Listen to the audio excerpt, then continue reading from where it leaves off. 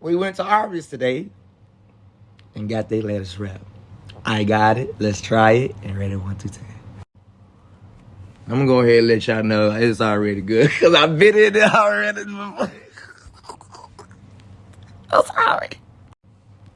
I don't know if that's what you're supposed to do before, but I was hungry. 7.5 on the ranch wrap. We got a honey mustard.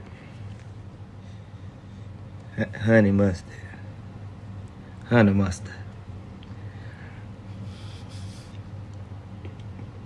Oh, no.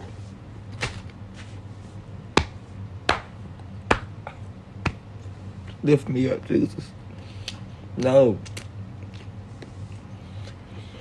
Hell no. It just ain't nothing. It's like they just sizzle the honey mustard on top of that shit.